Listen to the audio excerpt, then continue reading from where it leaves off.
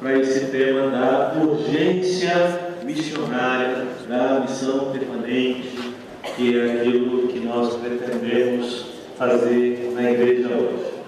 Então, eu posso começar com esse tema da memória. Eu recolhi os anos do plano pastoral, onde eu estava. Depois eu não posso falar nada, porque eu já não estava aqui. Mas desses anos foi até bom para mim retomar algumas intuições que eu acho que é interessante a gente perceber naquele tempo. Depois de 2005, no andar da carruagem, nós tivemos Aparecida. Vocês se lembram que Dom Filipe, quem é que estava aqui naquelas assembleias do plano pastoral desses anos, 2005 a 2011? Quem é que estava? Um grupinho aqui considerável, né? Então Dom Filipe voltou muito entusiasmado de Aparecida, porque Aparecida tinha confirmado muito daquele caminho que nós havíamos começado aqui na Diocese de Petrópolis, né?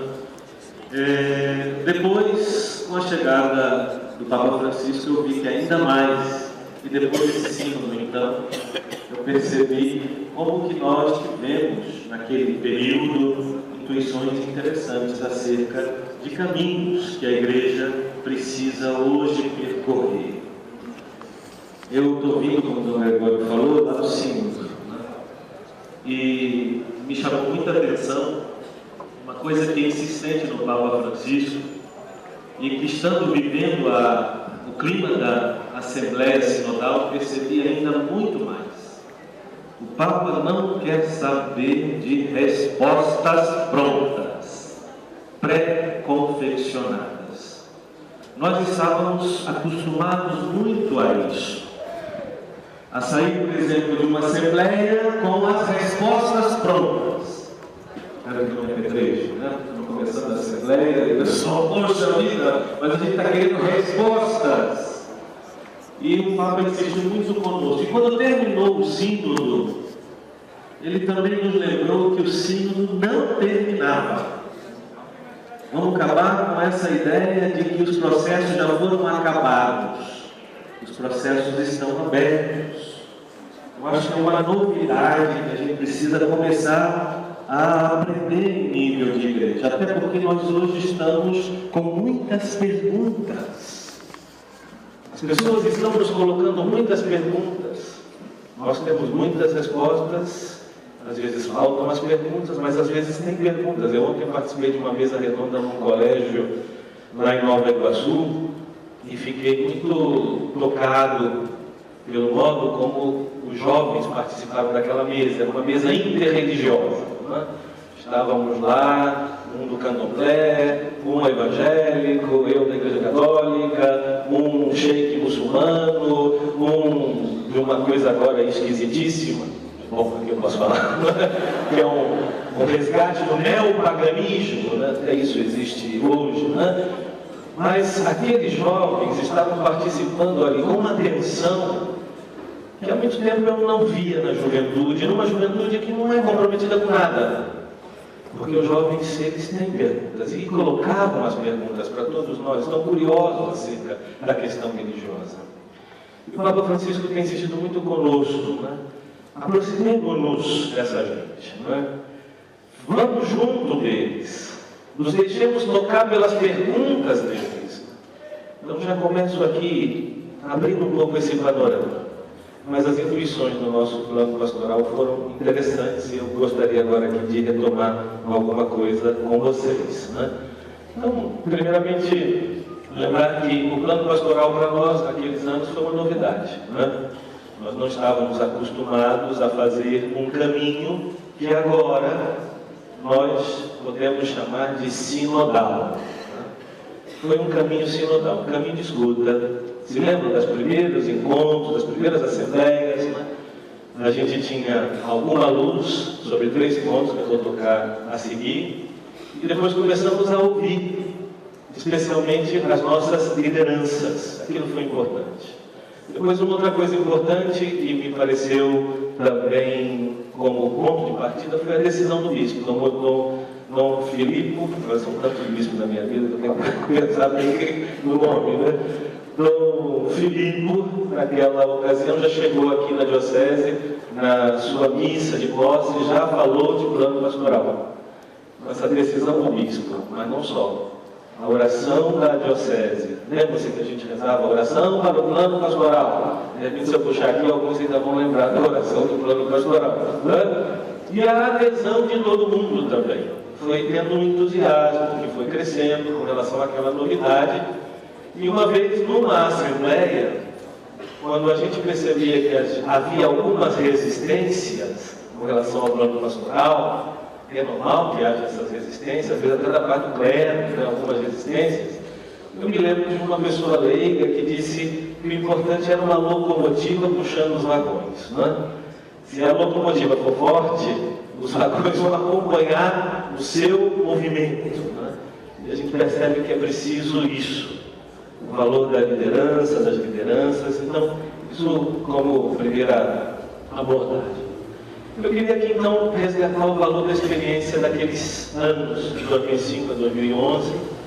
Insisto, eu só posso falar desse período porque eu estava aqui. Né? E como o Dom Gregório me pediu que fizesse isso, então, para mim foi importante também ver o que aconteceu naquele tempo. E o que eu digo ali em amarelo? Foi o início de início de um processo. Isso é importante. A gente já quer ver logo o processo acabado. E o processo não está acabado. Não ficou acabado naquela ocasião, não vai estar acabado agora. Nós queremos identificar os passos de um processo. Aí eu levanto uma série de valores. Depois eu vou falar das fragilidades também. Né? O que nos ajudou no plano pastoral de conjunto naqueles anos? Primeiro, identificar o que é que se esperava com o plano pastoral de conjunto. E a gente encontrou em 3 palavras, e foi uma contribuição de um dos membros lá daquela coordenação da Assembleia do Plano Pastoral, 3 palavras que eram muito caras ao Papa João Paulo II, na ocasião, e que a gente via como metas importantes para a Igreja naquele tempo e no nosso tempo. A primeira, a santidade. Isso aí agora com o Papa Francisco, nós tivemos agora recentemente uma carta, o Papa Francisco lembrando o tema da santidade. O sínodo foi sobre as vocações também. E não sei se vocês já tiveram a oportunidade de ver o documento final do sínodo, como é que conclui o documento final do sínodo, o tema da santidade. Depois de tanto debater da questão das vocações, os padres sinodais começaram a falar, mas não podemos esquecer a vocação comum a todos nós. Sem esse impulso para a santidade, não adianta falar de outras vocações específicas. Santidade. Depois o tema da comunhão, que nesse sínodo voltou muito forte. Eu já vou falando do sínodo também, desculpe, né, mas eu estou um pouco impactado com a experiência. A experiência também ajuda a gente a compreender as coisas. E o Papa vai falar da sinodalidade missionária, uma comunhão missionária. Não adianta pensar simplesmente em alguns elementos da comunhão eclesial, todos juntos.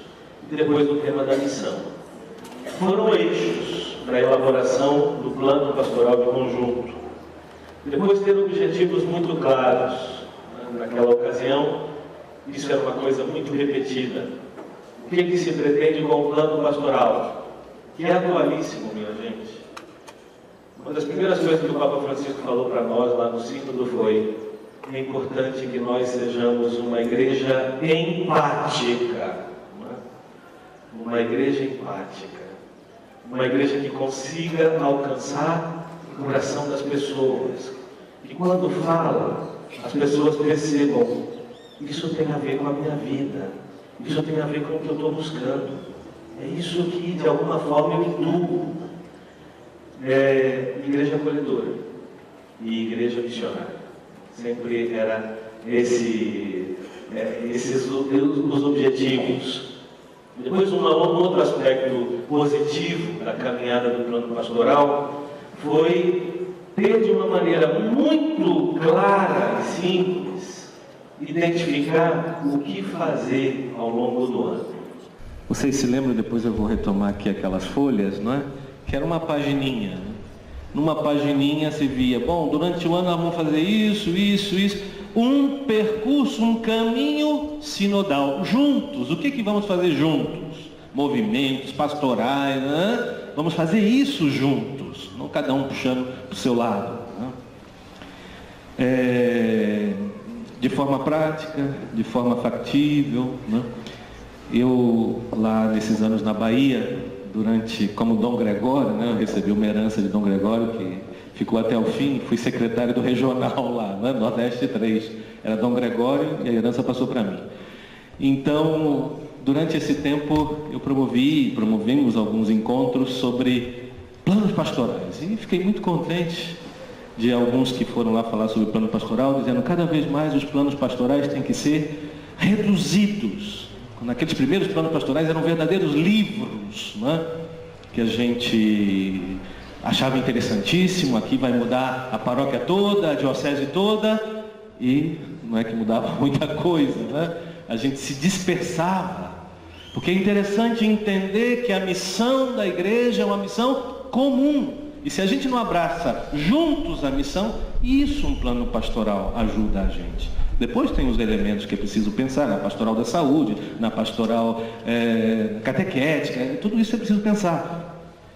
Mas identificar o que fazer de uma forma prática, clara. A gente chegava nas igrejas e tinha lá, não é, uma impressão do organograma, o famoso organograma, depois vamos recordar aqui.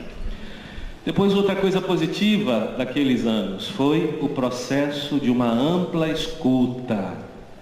Por isso eu estou dizendo, minha gente, aquilo ali foi uma intuição muito bonita da igreja hoje, né? O Papa está falando muito da questão da escuta. O sínodo foi isso, uma escuta. A primeira semana só se falava disso. É preciso escutar os jovens, né? Depois foi, é preciso acompanhar os jovens. Aí depois a gente descobriu, não, é preciso acompanhar todo mundo. Não só os jovens, né? Eu me lembro que um bispo lá disse, né? Quem precisa estar de acompanhamento hoje, né? Aí foi fazendo uma ladainha e terminou dizendo, e tem também os padres que esperam acompanhamento dos bispos, né? Aí foi para nós lá, né? Quer dizer, todo mundo precisa ser acompanhado hoje, né? Então, um processo de ampla escuta, foi ou não foi, minha gente? Aquilo, eu não estou falando aqui uma fantasia da minha cabeça, né? Foi o que a gente experimentou. Aquelas assembleias, que depois foram assembleias... como vamos dizer a seguinte, assembleias em várias instâncias, diocesano, decanato e paroquial, que eu imagino que ainda de alguma forma deve acontecer, não é? Então foram instrumentos importantes as assembleias para a formação, para o encontro das lideranças, para a partilha, para o entusiasmo missionário, não é? Eu estou hoje numa diocese onde esse espírito sinodal é muito forte, não é? Muito presente. Dom Adriano Hipólito, no final dos anos 80, celebrou lá com a diocese um sínodo, que ele queria que fosse durante um ano, de 87 a 88, e o sínodo foi de 87 a 92, né? E só terminou porque um padre que estava à frente do sínodo morreu, né? Enfim, aí fecharam o sínodo como puderam. Mas eu vejo que é uma coisa que faz diferença numa diocese, lideranças bem formadas, lideranças em comunhão, lideranças entusiasmadas, e as assembleias ajudam muito a isso. Depois eu acho um outro ponto positivo, talvez eu não devesse falar isso, porque eu estava nessa equipe, mas era uma equipe de coordenação bastante coesa, uma equipe de coordenação que estava do lado do bispo, né? E que com ele puxava a locomotiva, não é? Ajudava a puxar a locomotiva. Depois, outra coisa também que foi um valor do plano pastoral, os subsídios, né, que nós tínhamos. Eram subsídios que ajudavam Eu estou dizendo, eu falo daqueles anos, talvez está acontecendo também e tal, eu não tenho muito o conhecimento da realidade agora, né? Mas lembram-se daqueles subsídios que nós preparamos para preparar os missionários, e tinham aqueles encontros, aqueles cursos de preparação de missionários. Depois, quando fomos individualizando a questão de chegar nas casas, nas ruas, a Léxio Divina, então tinham lá os subsídios, importantíssimo. Depois a valorização de ministérios e carismas diversos dentro do povo de Deus, bispo, padres, naquela época não havia diáconos permanentes ainda, não é?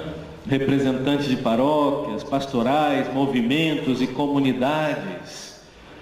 Me lembro que Dom Filipe insistia muito nisso, né? Que ninguém ficasse de fora, que todo mundo com o seu carisma, sem perder o seu carisma, sem deixar de fazer o que fazia, assumir junto a missão. O papel do bispo, cada vez mais eu vou entendendo isso. Eu fui bispo auxiliar, né, durante 7 anos, agora sou bispo coadjutor, como disse Dom Justino lá de Montes Claros, que também é bispo coadjutor. O bispo coadjutor é um bispo auxiliar com prazo de validade, né? No fundo, daqui a pouco, né, deixo de ser bispo auxiliar, mas sou um bispo auxiliar. Mas entendo que o ministério do bispo é, sobretudo, o ministério da comunhão. É o bispo que é responsável por reunir essa diversidade tão grande e carismática que existe na igreja. E é uma igreja cada vez mais diversa, no bom sentido, né? Quando a gente fala de diversidade, a gente entende tudo, não é? No bom sentido, mas a igreja é muito plural. Aliás, foi um dos temas lá do sínodo, né? A pluralidade da juventude. Inclusive no documento final saiu uma contribuição do nosso grupo lusitano, né? Que dizia, é melhor falar juventude no plural, porque a juventude é plural, e assim também as realidades na igreja. E aí uma coisa que é própria de quem é educador, o valor da repetição. Vocês se lembram que Dom Filipe repetia muitas coisas, não é? Repetia, mas eu vi aquilo como um instrumento pedagógico, né? Algumas coisas são essenciais. E ontem eu participei lá no seminário nosso, está tendo um tríduo catequético, e ontem falaram sobre o sínodo que aconteceu na Diocese de Nova Iguaçu, e diziam que Dom Adriano costumava repetir sempre o tema das 2 grandes referências, que não podia se perder. A primeira era Jesus Cristo, e a segunda era o povão de Deus, né? Essas 2 referências que o sínodo não podia perder. O valor da repetição, né? Porque nós todos precisamos disso. Está sempre em contato com as coisas que são importantes para nós, né? Depois, o papel dos presbíteros nas paróquias. A gente descobriu, já sabíamos disso, né? Mas de qualquer forma, que num plano de pastoral de conjunto é decisivo o papel do presbítero. Aqui todo mundo é importante, não quero dizer que os leigos também não sejam, mas o papel do presbítero é fundamental. As lideranças leigas, que se envolveram muito fortemente naquele processo, no processo sinodal. Tem mais, não é? Vocês estão vendo, né? Tem muitos pontos interessantes. As iniciativas missionárias, que depois confluíram na chamada Missão Continental, que eu não sei há quantas anos, né? Na verdade, essa Missão Continental acabou ficando meio diluída por aí, mas as iniciativas missionárias. Depois o fortalecimento foi se pedindo naquela época dos instrumentos de comunhão que nós temos nas nossas dioceses. Os diversos conselhos, Conselho Pastoral Diocesano, Conselho Pastoral Paroquial, Conselho Administrativo Paroquial. Como é que anda isso também na nossa diocese hoje, né? Ontem alguém me falava, nós estávamos numa reunião de Conselho Administrativo lá na diocese, e de repente fui surpreendido. Falei, mas não, nem todas as paróquias têm conselho econômico, né? Conselho de administração? Não. Falei, puxa, mas aqui não tem? Pois é, né? Lá em Salvador também não eram todas as paróquias, eu não sei como é que a coisa funciona aqui. Mas essa estrutura dos conselhos são importantes, porque elas também ajudam a gente a gerar comunhão, corresponsabilidade na missão.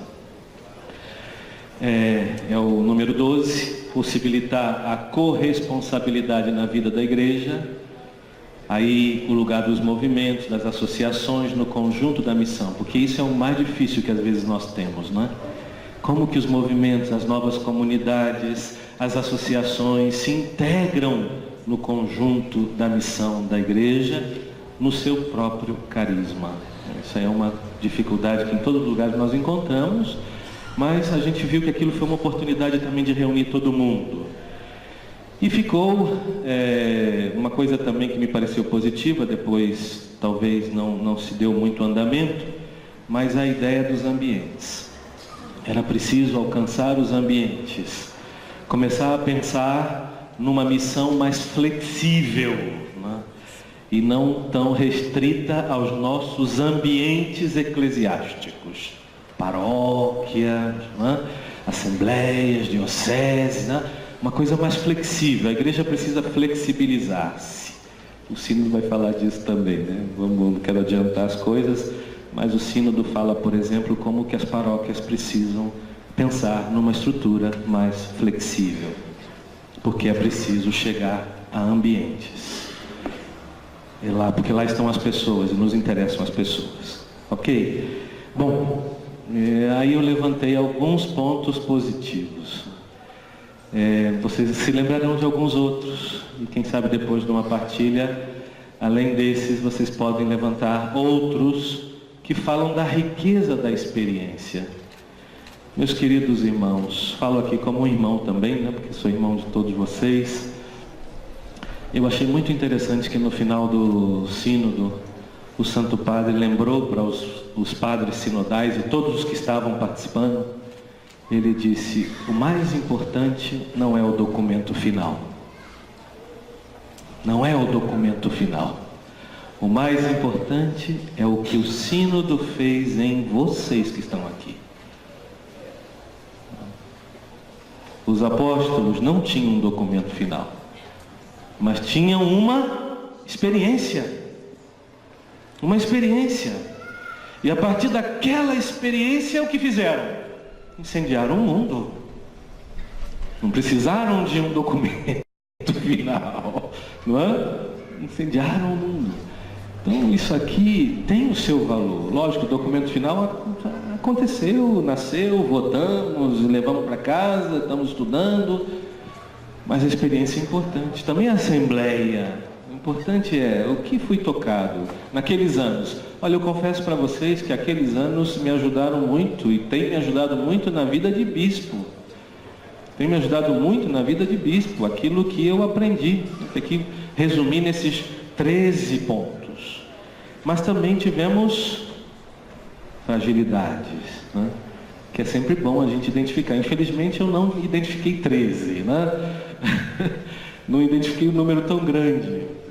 Talvez fui otimista demais. E a gente precisa ser um pouco otimista, né? Precisa ser mais otimista.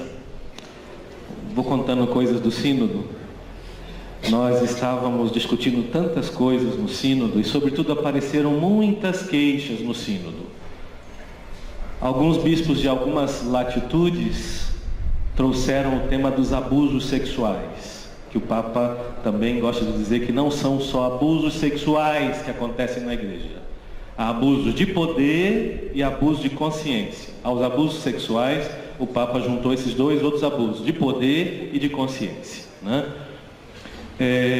Então havia um clima assim, um pouco de queixas, alguns jovens também, quando falavam, reclamando de padres, das paróquias, das estruturas da diocese, papapá. Aí o arcebispo de Milão,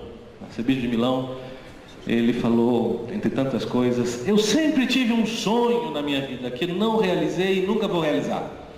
O sonho de fundar uma nova congregação, sem voto nenhum, ou melhor, com um único voto. É proibido reclamar. Pronto.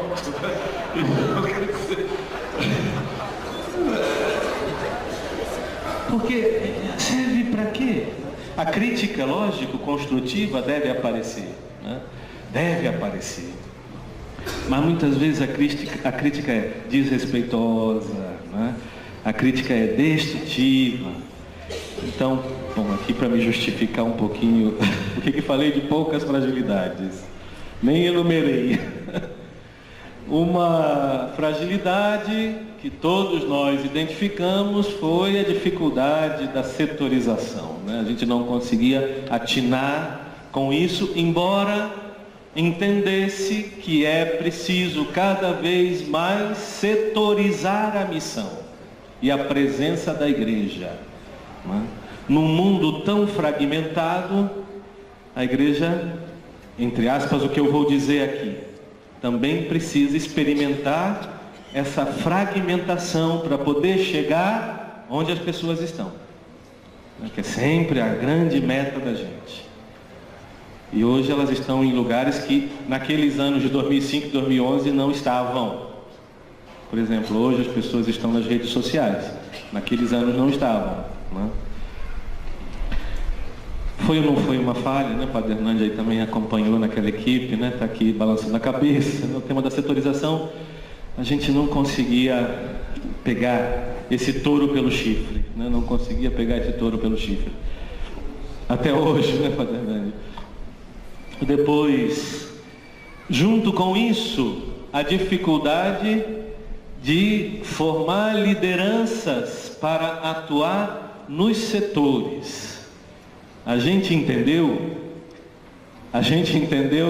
que tinha que formar lideranças, porque os setores não funcionam sem pessoas animadas lá, pessoas formadas lá.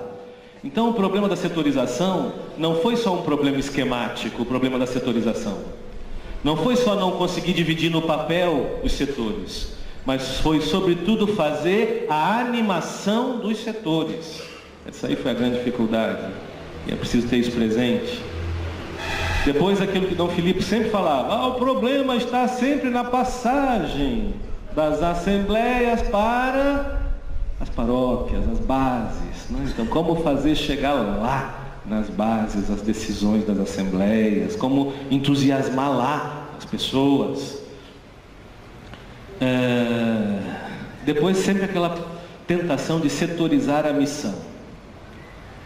A missão é do COMIDE, né? O COMIDE, graças a Deus, entendeu que não é mais uma pastoral, mas é uma animação missionária. Agora nós estamos cheios de animação, viu? Tem a animação bíblica da pastoral, tem a animação missionária da pastoral, e agora o sínodo vai trazer mais uma, que é a animação vocacional das pastorais. O sínodo propõe isso também, né? Animação vocacional. Todo mundo tem que abraçar o tema das vocações. Não é uma coisa só da pastoral vocacional, né? Mas de todo mundo. Então, nós estamos cheios de animação. Não sei se está muito animado, não, né? Mas a animação não falta. A animação não falta. Depois, a dificuldade de fazer a opção missionária, da opção missionária, a animação da pastoral, o paradigma da pastoral. Certo, minha gente? Então, eu vejo aí alguns entraves. Aí só para a gente lembrar, né? Os organogramas do plano pastoral, esse aí foi do primeiro, né? Do ano de 2006. O que faríamos no advento, né? Os tempos celebrativos, a novena, que foi e pretende ser sempre uma novena missionária. Não vamos fazer nas mesmas casas, vamos em casas de pessoas que não frequentam, vamos, coisa simples. Quaresma, campanha da fraternidade, nos decanatos, aconteciam as assembleias, Páscoa. Bom, os que viveram aquela época vão se lembrar, né? Na Páscoa, o curso de formação missionária, isso aqui nos roubava a cabeça nas assembleias, né? Porque a gente tinha que terminar a assembleia com isso aqui pronto, né? Já para o pessoal levar para casa, né? Mas isso era uma coisa muito positiva, porque todo mundo sabia aquilo que devia fazer ao longo do ano para estar em conjunto, em comunhão, vivendo a missão. Tá bom. Bom, depois, lá em 2011, já ficou um pouquinho mais incrementada, né? A nossa... Esse foi o último ano. já tinha o tema da comunhão e missão na força da palavra, por causa do sínodo da palavra de Deus que tinha acontecido, né? Enfim, só para lembrar, organogramas daquele tempo, né? A gente precisou até fazer em duas partes. Mas aí estão previstas aquelas atividades. Bom, então aqui nessa meia hora eu fiz uma memória daquilo que foi o passado, né? Um passado que, como vocês viram, está bem presente. Eu fiz até a ponte para o presente, né? Mas e hoje? Né? Passaram-se já naquele 2011 até 2018, 7 anos, né? O mundo mudou quase substancialmente. Em tão pouco tempo nós assistimos uma grande mudança na cultura, uma mudança sobretudo cultural intensa, né? E essa é das mudanças mais importantes, porque a mudança cultural mexe com o modo das pessoas verem o mundo, a própria vida, as relações, a história, a igreja, né?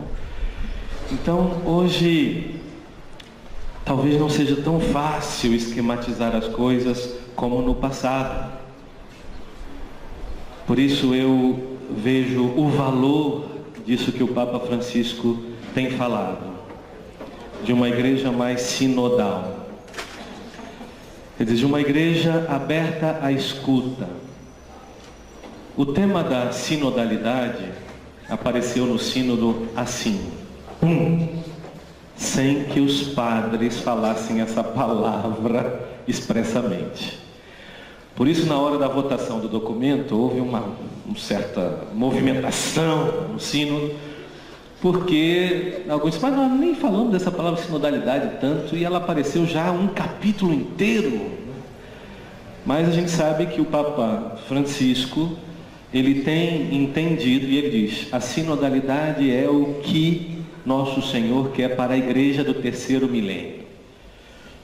Qual foi o problema com essa palavra? Foi sobretudo com os bispos anglo-saxões. Porque a sinodalidade é o modo de governo das igrejas anglicanas e luteranas. Tudo se resolve no sínodo, na maioria, nos votos, né? E aí começou a haver uma preocupação. Peraí. Então o cardeal Schönborn, que é um dos padres sinodais, ele se levantou na Assembleia e disse, não tenhamos medo dessa palavra sinodalidade. Porque a sinodalidade para nós não significa a democratização da igreja. Essa palavra foi importante dizer isso, né? E aí interessante que era o projeto do documento final. Então no documento final apareceu a sinodalidade com um adjetivo: sinodalidade missionária. Sinodalidade missionária.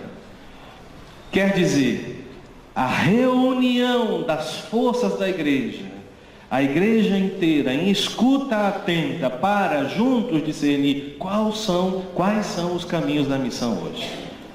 Quais são os caminhos da missão? Então o Papa dizia, olha, o que eu fiz aqui no sínodo, eu gostaria que vocês fizessem nas suas igrejas particulares uma ampla escuta. Uma ampla escuta. E a gente voltou para casa com o desejo de escutar. Né? Preciso escutar. E como São Bento dizia, que temos aqui um beneditino, né? Como São Bento dizia que no mosteiro o abade tem que sempre escutar o mais jovem, porque muitas vezes o Espírito Santo fala por ele. O Papa viu no sínodo da juventude um sinal para a igreja, que eu vou falar quando falar do sínodo. Viu um sinal para a igreja, o sínodo da juventude. Eu tenho para mim que a juventude é uma profecia para o nosso tempo. Tenho aqui minhas teorias, depois se quiser compartilhe no cafezinho. Não vou falar aqui porque eu já vi que tem uma câmera ali, senão daqui a pouco as redes sociais acabam com a gente. Bom, então para falar da missão hoje, eu trago uma provocação que veio lá do sínodo. Um bispo coreano disse uma coisa que depois foi retomada também, eu vi no documento final. O que ele disse lá? Nós constatamos que o rio dos jovens não passa pelas nossas paróquias. O rio dos jovens não passa na nossa paróquia. Tantos anos morando em Petrópolis e vivendo aqui, eu aprendi que Petrópolis, a Diocese de Petrópolis é uma ilha, né? No bom sentido, né? Talvez a gente não experimente tanto isso aqui. Não, mas tem um afluente do rio dos jovens que passa nas nossas paróquias. Não? Você acha que não, né? Então, porque, de fato, eu estive lá 7 anos em Salvador, Dom Gregório sabe muito bem disso. Eu, às vezes, chegava numa assembleia e me distraía, infelizmente, vou confessar que é um pecado, né? Na hora das leituras eu começava a caçar, deixa eu ver aqui se tem jovem, né? E às vezes não tinha nenhum, outras vezes dava para contar aqui, isso impressionava, onde estão os jovens? Agora lá em Nova Iguaçu, a mesma coisa, tenho percebido nas comunidades, né? Então isso aqui é uma coisa que se constata mundialmente. Onde é que estão os jovens? Papa Bento XVI, quando esteve no Brasil em 2007, disse: sem o rosto da juventude, a igreja se desfigura. Quer dizer, se os jovens não estão, a igreja está desfigurada. E aí o sínodo, no DF, ali no Distrito Federal, no documento final, tá? No documento final do sínodo, no número 18, disse: mesmo com as várias tentativas de inovação, frequentemente o rio da vida juvenil corre às margens da comunidade sem encontrá-la. Passa à margem. É um rio marginal, mas não encontra a comunidade. Eu, durante o sínodo, eu tomava nota de muitas coisas, né? Um bispo falava, eu estava fazendo agora, tirei do iPad e coloquei no computador, e deram 60 páginas de anotações, das intuições. Essa do Rio me chamou a atenção. Depois eu vi no documento final, chegou também isso aí, né? Então isso é uma provocação para a gente, para a missão hoje. Será que nossas comunidades, nossas paróquias não estão com o rosto desfigurado? Porque a juventude não está lá? Sem a juventude não é o rosto da igreja. Aí também eu concluo essa provocação perguntando, né, quais são os rios que não estão passando ou que estão passando nas nossas paróquias. Quais são os rios? Tem os rios caudalosos, tem uns rios que estão aí quase secando, né? Tem outros que não estão passando. Será que existe uma seca? De um modo geral, né, nós temos constatado isso na igreja, um período um pouquinho de estiagem, enfim. Bom, então isso aí foi só uma provocação no meio de tudo aquilo que eu estava falando, para que a gente se dê conta dos tempos que nós estamos vivendo. Falar de missão, parece que a gente já sabe o que é. Por isso que talvez quando um ou outro tenha visto o tema de missão de novo na Assembleia, tenha assim, mas sobre isso a gente vai falar outra vez, né? Não, sobre isso tem que se falar especialmente agora. Por isso se retoma o tema na Assembleia. Nossos planos pastorais, né? De que servem, de que serviram. E tem um texto que o Papa Francisco gosta muito, que fala das visões e dos sonhos que iluminam a noite, como ele fala, né? Nossos jovens terão visões, né? Nossos jovens terão visões. É assim que um dos capítulos do Iluminar, né, do documento final começa: os nossos jovens terão visões. A profecia de Joel. O Papa gosta muito da profecia de Joel, né? Lá em Pentecostes, lembra essa profecia de Joel. Então os nossos jovens têm visões e têm sonhos que iluminam a noite, que iluminam essa noite que a igreja está passando. Falar de missão hoje é sobretudo falar de conversão missionária, ou numa palavra da Evangelii Gaudium, Vamos ler junto para a gente acordar? Eu sou. Vamos, acorda aí, gente. Eu sou. Isso é a conversão missionária, né? A conversão missionária não se trata de planos pastorais definidos, só, né? Só. A conversão missionária não se trata de esquemas, só. De escolas de evangelização, só. A conversão missionária é comigo. Por isso, a conversão pastoral, hoje se fala conversão pessoal e pastoral. Pessoal e pastoral. Aquela conversão pastoral lá de Aparecida, hoje se coloca o acento na pessoa. Eu sou uma missão nesta terra. Isso muda tudo, minha gente. Quando a gente se dá conta de que a nossa vida é missão. O Papa tem insistido muito com isso. Ele tem dito, nós não temos missão. Nós somos uma missão nessa terra. Então, para falar de missão hoje, nessa hora da história, por isso coloquei ali um reloginho com uma hora caminhando, né? Nessa hora da história, falar de missão hoje tem a ver com os novos desafios culturais. Vocês lembram que a Aparecida falava de mudança de época? Então, aquela mudança de época que há 11 anos atrás se falou, nós estamos assistindo isso já, digamos, quase concretizando ou não concretizando, porque hoje nada é concreto. Hoje nada é concreto.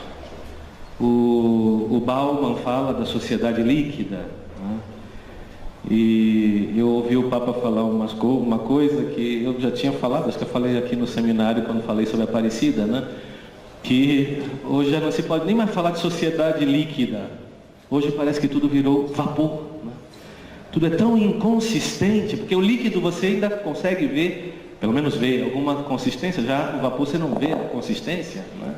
Nada hoje tem consistência. E o documento final do Sínodo disse o seguinte: nós vivemos numa cultura sem fronteiras, marcada por uma nova relação espaço-temporal, também por causa da comunicação digital, e caracterizada por uma contínua mobilidade. Por isso hoje se fala de uma cultura urbana geral. Até na roça a cultura é urbana. Lá em Macururé, já ouviram falar em Macururé? Um negócio deve ter ouvido falar já. Diocese de Paulo Afonso. Tem um padre que é amigo meu que está lá nessa paróquia, padre jovem. Um dia, conversando com ele na internet, ele me disse assim: Dom, na minha cidade não tem água encanada, mas não falta internet. Interessante. Não tem água encanada, mas não falta internet. Quer dizer, nós vivemos uma cultura marcada por uma nova relação espaço-temporal. Já não temos fronteiras, já não há fronteiras. Posso falar uma coisa escandalosa aqui, meus colegas padres, não me atirem pedra, por favor, mas eu sou bispo, né? Então, o bispo, coitado, não devia falar o que eu vou falar, né? Se nós vivemos numa nova relação espaço-temporal, como ainda ficar pensando em limites de paróquia nesse nosso tempo? Interessante. É importante, eu não estou dizendo que temos que acabar com os limites, mas estou dizendo que nós precisamos conjugar as coisas nesse novo tempo. Na cidade, às vezes, isso é mais fácil, né? Interessante, lá em Salvador, algumas atitudes as foranias vão tomando de superar um pouco essa questão do limite das paróquias, né? Em alguns documentos, algumas coisas, né? Transferência de batismo, por exemplo, nas paróquias de uma mesma forania, já não fazem. Então, enfim, não colocar certos limites. Nós vivemos num tempo assim. Eu sei que agora começa a mover um pouco a Assembleia, né? Mas é bom, senão a gente dorme, né? Então, como pensar nisso, né? Caracterizada por uma contínua mobilidade. Hoje, como é fácil, né? Ou como é difícil, né? Também essa mobilização. Um tema que apareceu muito forte no sínodo foi o tema da imigração, que a gente aqui no Brasil talvez ainda experimenta muito pouco a problemática que alguns países enfrentam de uma forma impressionante, né? Mas isso também vai mexendo nas culturas. Esse é o tempo, minha gente. Como a gente quer, nesse tempo, ter respostas já prontas para tudo? Então a gente precisa identificar os passos do processo, procurando ver o que está acontecendo. São Paulo, quando chegou em Atenas, qual foi a preocupação dele? Lá em Atenas, ligar as antenas, né? Pois é, né? Levantar as antenas. O que acontece nessa sociedade?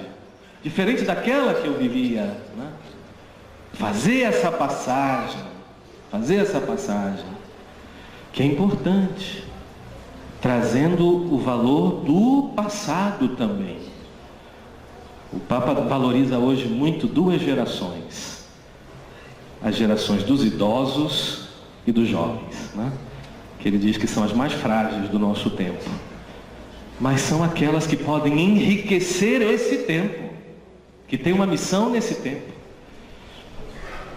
Então, falando um pouquinho, né, da mudança de época, o que nós encontramos? Processos desconstrutivos de certezas e identidades tornam-se cada dia mais rápidos e abrangentes, né?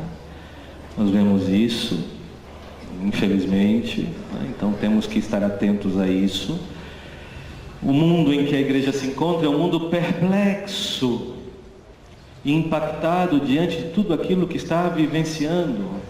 Muitas vezes parece que não tem horizonte, que não tem mais as suas certezas, mas nós temos as nossas certezas, nós temos a nossa fé clara, né?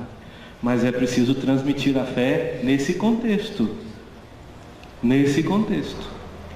Por isso o Sínodo escolheu como ícone da sua missão com a juventude os discípulos de Emaús. E o primeiro capítulo do documento final é: caminhava com eles. O que a igreja hoje precisa fazer é caminhar com as pessoas, numa paciência histórica, porque nem sempre vão aderir àquilo que nós acreditamos, da maneira como nós acreditamos, e é preciso continuar caminhando com eles, ouvindo suas dúvidas, suas queixas, suas lamentações, mas não perder a oportunidade de fazer companhia. Entendeu? Sei lá, acho que isso aí é uma coisa que deve estar no coração da gente, diante desse mundo nosso. Depois a novidade também do ambiente digital, desse mundo, né, novo que nós vivemos. O documento final do Sínodo dizia: não se trata somente de usar instrumentos de comunicação, mas de viver numa cultura amplamente digitalizada, que tem impactos profundos, de novo, sobre a noção de tempo e de espaço, sobre a percepção da pessoa, de si mesma, dos outros e do mundo, sobre o modo de comunicar, de aprender, de se informar, de entrar em relação com os outros. Hoje o modo de aprender também passa por este mundo, por esse ambiente. O Sínodo preferiu usar essa expressão ambiente. É um ambiente onde as pessoas se encontram. E aí embaixo, né, para não dizer que é uma coisa tão novedosa, dizer algo que Bento XVI falou já sobre a novidade desse tempo. O ambiente digital não é um mundo paralelo ou puramente virtual, mas é parte da realidade cotidiana de muitas pessoas, especialmente dos jovens. Então, valorizar o ambiente digital na missão, valorizar o ambiente digital na evangelização, é valorizar um espaço real, minha gente, não é um espaço virtual. Quantas pessoas decidem se casar através desses ambientes, ou também se separar através desses ambientes, né? Também o Sínodo falou do lado escuro e obscuro das redes, também, né? Porém, não podemos não ter presente isso. Então, o pontificado de Francisco traz para a gente novidades acerca da missão, mas eu vou deixar isso para um segundo tempo, né? vocês já estão aqui já há 1 hora. Então a gente, no segundo tempo, a gente pega quais são as linhas da missão no pontificado de Francisco. Vamos, sobretudo, pegar algumas palavras dele. Então vocês, acho que depois do almoço, né? Pelo amor de Deus, descansem um pouquinho depois do almoço, porque eu vou fazer questão de ler algumas coisas de Francisco, né? Para ninguém ficar dormindo aqui, né? E prestar bem atenção, como vocês, né, fizeram nessa primeira parte. Mas eu acho que a gente precisava contextualizar a nossa caminhada, foi o que fizemos, né? A caminhada da diocese nesses anos, e ao mesmo tempo contextualizar muito en passant, muito superficialmente, fizemos aqui, a contextualização cultural também e eclesial. Vamos seguir no nosso próximo encontro. Muito obrigado. Então vamos terminar com uma Ave Maria, pedindo a Nossa Senhora que nos ajude a encontrar sempre caminhos para esse tempo precioso de missão que a Igreja está vivendo, sobretudo recuperar o fervor. Nada se faz sem fervor, nada se faz sem ardor. A gente não pode estar aí desanimado, embora a gente identifique tantos desafios. Ave Maria, cheia de graça, o Senhor é convosco.